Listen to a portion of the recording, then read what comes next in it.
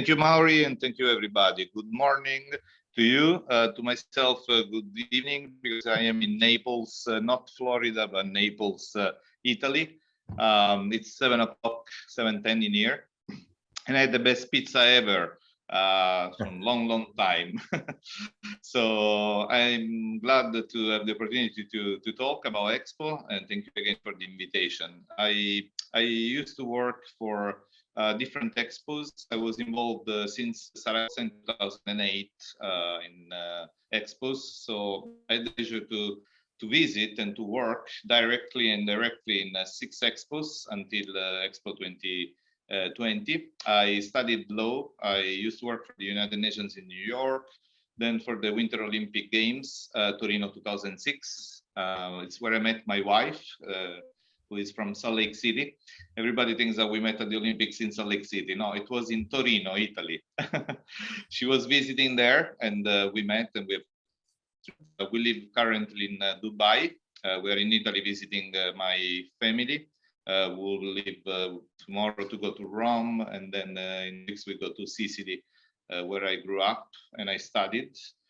I studied diplomacy and protocol at the special diplomatic school called the COE in Roma. And after that, I moved to New York City to work for the United Nations. It was an incredible opportunity to meet the world there. And I was so happy after almost 17 years, I would say, to meet the world again in Dubai. Because Dubai, as you mentioned before, was the house for over 6 months for 192 countries and 8 international organizations. I had the pleasure to work for Expo 2015 in Milano for 10 years since the bidding phase. So basically every 5 years there is in the world an expo. The next one will be in Osaka in Japan, and I was involved in Milano for 10 years since the beginning. It was an idea.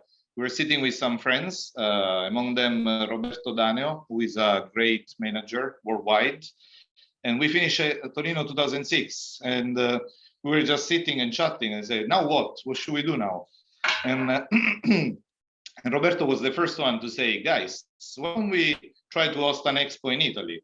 And we thought, you are crazy. I mean, it's 2006. We need to think the next one is 15, 9 years. Yeah, but this is the way it works, guys. So I personally believed that we were able to do something special.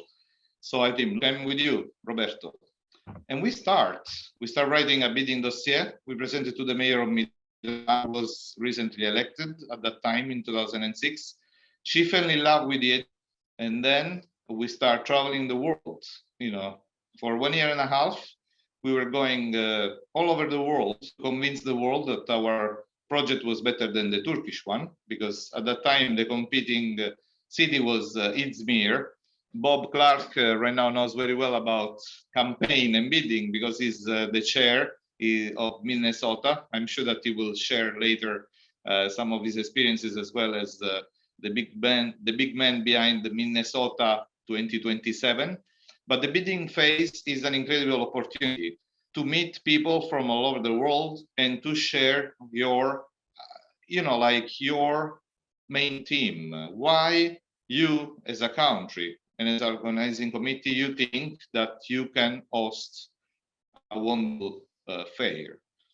So we won the bid, and in 2008, who was that?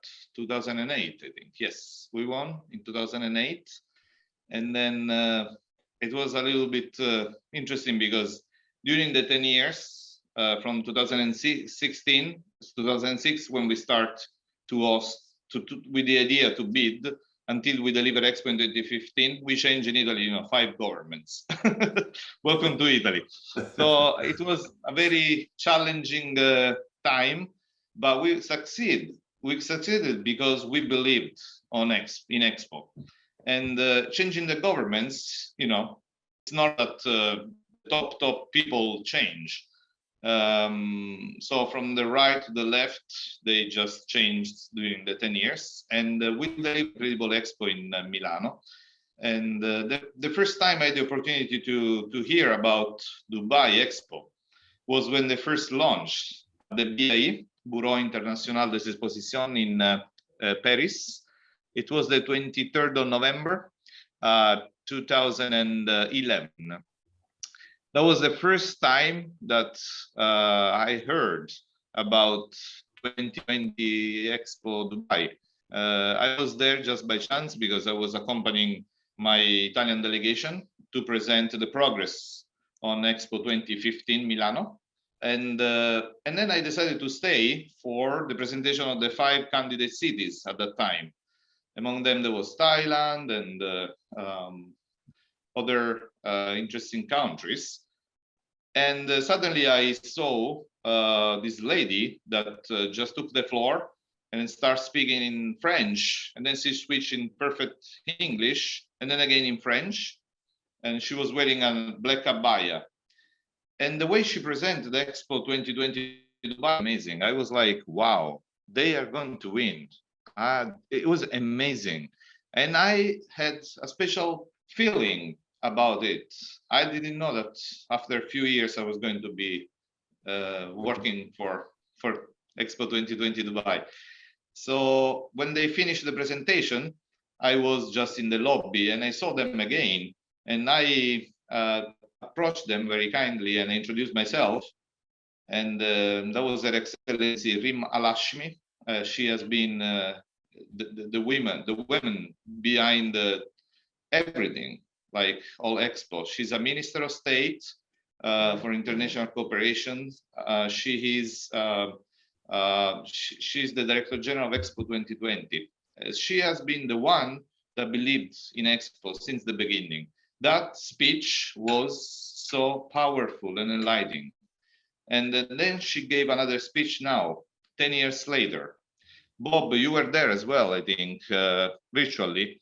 Yeah, I saw the speech. Yeah, that was an amazing speech, very passionate, because we really faced difficult moments, especially during COVID time, Maury. It was very, very hard when we postponed Expo. And she believed on this opportunity to really make the difference in the world.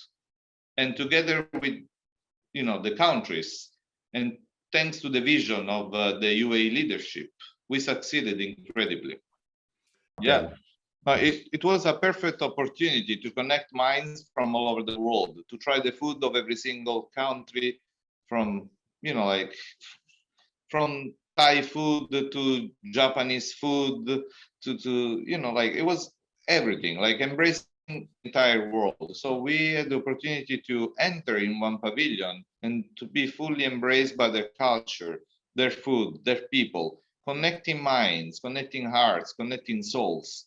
So for me and Bob, who lived basically there together with our colleagues, because our first home became Expo, we were there every single day. We were there surrounded by people from all over the world every single day. Was an opportunity for us to learn from each other. And for me, was really an opportunity to understand also how different challenges are solved and are approached by different mentalities. There are so many different ways.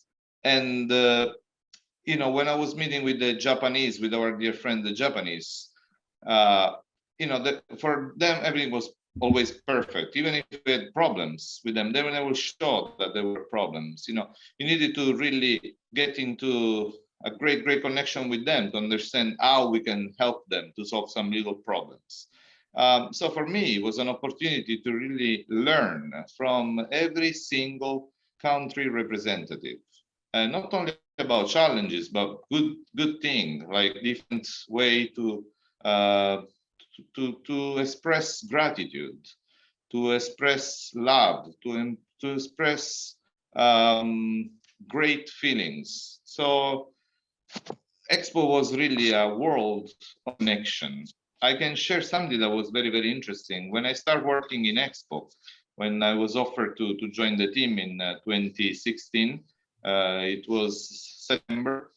And I decided to buy the flags of all the countries because we were meeting with people, dignitaries from all over the world. One of the first visits was in November 2016 when Prince Charles came, and we organized a special event for him. And I remember this picture with Her Excellency Rimalashmi and Prince Charles. And in the background, Bob, you remember I showed you this picture. There was desert. There was desert, and there was nothing. There was sand everywhere. And then a few years later, there was a city that hosts the world. In that occasion, of course, we bought the flag of the UK, and it was amazing. And then, every single day we were receiving a participation letter from the country representatives that they were arriving. So instead of buying every single day a flag, I say, let's buy the flags of all the countries. They will come, we have time. And they told me, look, very, very quietly, look, there are some countries that we should avoid, like to buy flags and stuff. And I immediately understood. And, I didn't buy the flag of particularly a special flag, white and blue with a star. And then few years later, we invited Israel. Expo invited Israel. There were no diplomatic connections. There were no diplomatic ties. There was nothing. We Expo invited Israel to participate in Expo. The Expo was like the perfect example of inclusivity. We want to show the world to the world with the world. So we invited Israel to be part of Expo 2020. At the time, the Prime Minister Benjamin Netanyahu replied, say, we'll be honored to participate. Thank you for the invitation. And they participate. Then we know everything about the Abraham Accords and everything. But Expo invited Israel before there were diplomatic ties, then and relations. After that, Bob, you remember very well, relations exploded in an incredible way. We had national days that Bob mentioned before, and in other occasions, the president of Israel, Herzog, came to visit Expo 2020. So Expo was a perfect platform of connecting minds and soul in a great way to address issues, to be a platform that is a neutral platform where you can discuss about everything. There was something that happened that really changed the way to think in Expo. It's thanks to Her Excellency Rimalashmi. I don't think I shared with Bob yet. I don't remember. So basically, probably 3-4 years ago, it was at the beginning of Expo. We were deciding, the protocol with my colleagues, amazing colleagues from the UAE. And I remember there was a very important event in Her Excellency Majlis. Majlis in the UAE is like a place where you gather. So it's like a conference room, very, very relaxing and beautiful. It's called Majlis. So there was this meeting. And I remember that that day, it was completely % a local event. So I was not involved. There was my colleague Raid, who was in charge for the local visits. I was in charge for all the international visits. So that day I was relieved, I needed to talk to Her Excellency assistant. So I just approached the area, and suddenly the door of Her Excellency's office opened, and she looked at me. I was there also with Nada, another colleague of mine from the UAE. And she said, Giovanni, please, come in the room. Nada, come, please.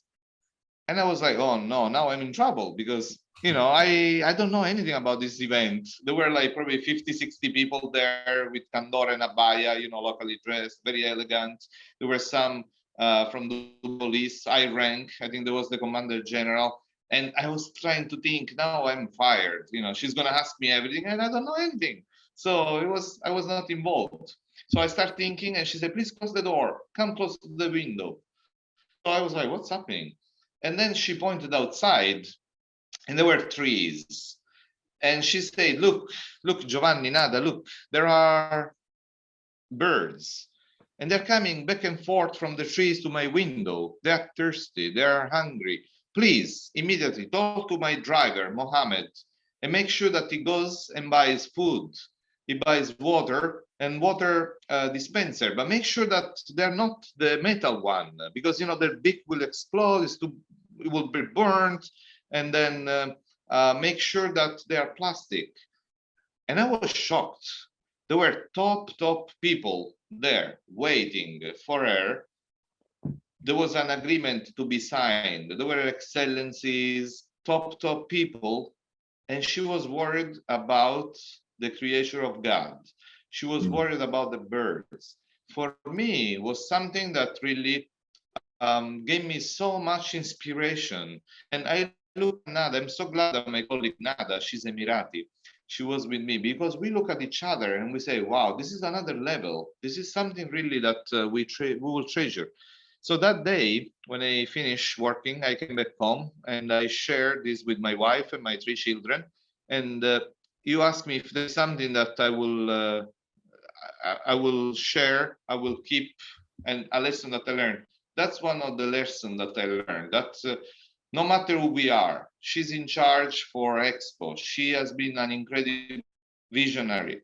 She has been basically the eyes and the heart of His Highness Sheikh Mohammed bin Rashid, who is the Prime Minister of the UAE. She has been the eyes and the heart of His Highness Sheikh Mohammed bin Zayed, who is the new president of the UAE. And she was there showing a human being, like taking care of the birds, that they were very human. So, yeah, was very human. So story. for me it was a very important lesson that day, that no matter who we are, what we do, we need to also wait, we need to stop and help also, you know, each other, of course, all the time, but also the creatures of God. So that was an incredible lesson. Another lesson was the fact that really inclusivity makes the difference. I'm so glad that Bob shared a moment with the French Commission General, because every day there were interesting situations, you know, between India and Pakistan. So a lot of countries, a lot of situations, some not conflicts, but some situations that were not so, I would say they were hot. And Expo was a perfect platform. Just sit down, relax, and using the 5 values of Expo, because the 5 values of Expo 2020 are integrity, humility, respect, cooperation, and excellence.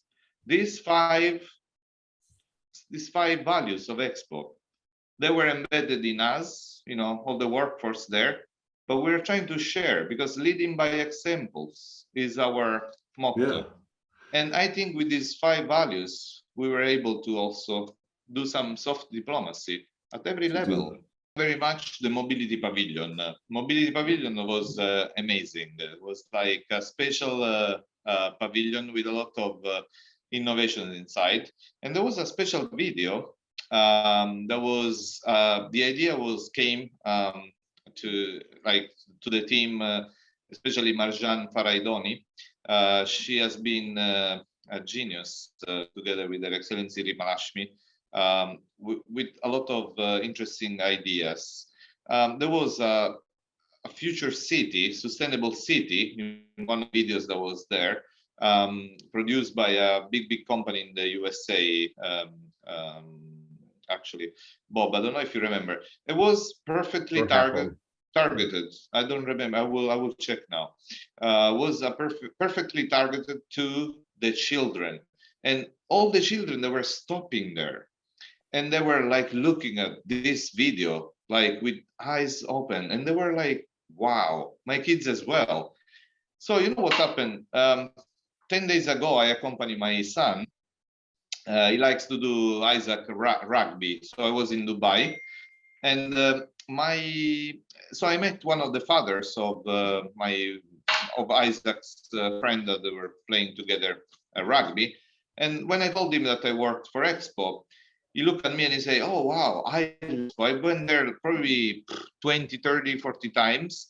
And every time I went there, I wanted to go to the Mobility Pavilion, which was my favorite. And he mentioned this video. He told me, and I was so, I'm a special, he works in a school, and he's like the head of technology in the school. And he told me, look, Giovanni, there was this video that is amazing. And this is the video that, all these kids were doing. And he said, the things that are behind this video are amazing. The messages, like sustainable city, futuristic city. So there were a lot of messages there in Expo that really needed to capture. I mean, Bob, you remember in sustainability as well, it was full of incredible messages there. Yeah. So when they asked me, Giovanni, how long does it take to visit Expo? 6 months are not enough if you come every single day. For me, I was there 6 months. I mean, I was there for 6 years. But during the Expo time, 6 months, I and there were not was enough. only able to eat at 38 of the restaurants, and there must have been 125 restaurants. Yes, yes. So now I'm so glad that the UAE government, led by Sheikh Mohammed bin Rashid, they announced a few days ago that the 1st of October, they will reopen the Expo site. It's called Expo City. And I like to remember a phrase of His Highness Sheikh Mohammed bin Rashid Al Maktoum, who is the Prime Minister, the Governor of Dubai. He says all the time, we don't wait for opportunities, we create them. The UAE are amazing. I mean, what they do, they think and they create opportunities. They don't wait. They are always 2, 3, 4, 10 steps ahead. So Expo was full of amazing things in every single pavilion, that we created. Opportunities, sustainability, and mobility. I'm saying 6 months for me, they were not enough to really understand all the messages that were there. So I'm glad that they will be open again to the public and all the world and the people that are. And I think you had what, 23, 24 million visitors, I believe is what I saw. 24.1 million visits. So it was January, February, the beginning of 2020, when we start hearing about this virus. We didn't know much what was happening. I remember very well, we were in Expo, just doing our normal job, but everybody was like a little bit worried. In March, start becoming really a problem. Like everywhere in the world, there were cases, countries that were asking us, so what's happening? Because the priority now was to survive. Every single country, they were investing in Expo, they were preparing Expo, but then in-house, there were people suffering for COVID. So it was a very difficult moment. We start hearing about cases in our Expo team. So the management decided to send us home. I remember the 22nd of March was my last day in Expo, working physically there in our offices. They sent us home and say, look, guys, let's start working using Zoom, using Cisco systems and the WebEx, etc. And then a few days later, they called me and they told me that they did some checking, and I was on the 22nd, on the last day I work. I was in the cafeteria talking to somebody that then was positive. So they asked me a few days later to come and be tested. And I remember that I was like, wow, okay. So I'm potentially positive. I have no idea. Now we know what is COVID. Think about that, 2 years plus ago, we didn't know anything. So when they asked me to go back in Expo, I will never forget that moment, because I left Expo on the 22nd and it was Expo office. On the 27th, when I went back, that they called me and they did this contact tracing, and they said that probably I was, with this person that was positive and I needed to be checked. It was like a facility, medical facility. Everybody was there wearing all this white, vest and, with the completely covered. And I was like, wow, what's happening here? For me, that was a moment where I realized really that the world was changing. I was I was sent not home because they told me you need to wait 24 hours. Either you go in an hotel, and they offered me to go in an hotel. I was there for 24 hours. Then I received this random phone call. It was a lady calling me. I didn't have the number registered. So this lady called and say, hello, this is Rimalashmi. Giovanni, how are you? I was like, what? So, and I'm saying, Your Excellency, I'm okay, I'm positive, you know, I'm always positive. And she was like, how do you know that you are positive? I'm calling you to inform you that you are positive. For COVID. That was the day that I found out that I was positive to COVID. At that time, again, we didn't know anything about COVID. Yeah. I was worried. I was really worried. I didn't feel very well. I remember I had some cough, but I never expected to be positive. So I spent 19 days there. I remember Boris Johnson, at that time, Bob, if you remember, Boris Johnson was intubated. He was, and I was worried because I said, oh, wow, scary. I might die here. I don't know. Yeah. And I was watching TV, and then I said, because I was in isolation for 19 days. Then Her Excellency called me every single day to check on me, and my family was tested, everybody was negative. That was the moment on the 30th of March when Expo released a video that Expo was going to be postponed because there were no possibilities to continue to open. The world was falling apart, everybody was suffering, and the country's priorities were others than Expo. So I will never forget how united we were. All the team working from home with all the difficulties, with all the problems. They were taking care of us. They were worried about us, about our safety, our health, and of the countries around. So Expo 2020 continued to be so resilient. Like resilience was the key word. All And the was countries. was it the shared vision and the commitment that kept it alive? Yes, yes. We didn't want to lose Expo. We didn't want to lose all these years, this of work, of sacrifices of the countries. The countries invested so much, in terms of personal resources, but also of capital, human capital. Many people came. Bob knows very well. John Raccolta.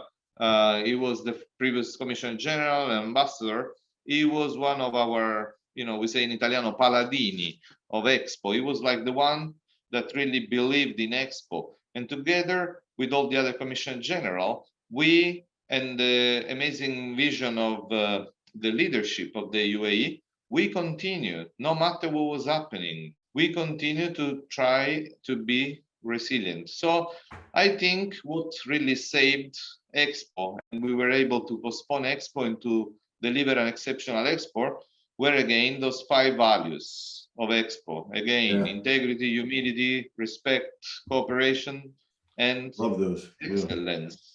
I want to thank you, first of all, Mauri, for this opportunity. And I want to finish with like a special sentence of Sant'Agostino. Saint Augustine, Agostino Vippo. He was very, very wise. And he's saying that patience is the companion of wisdom.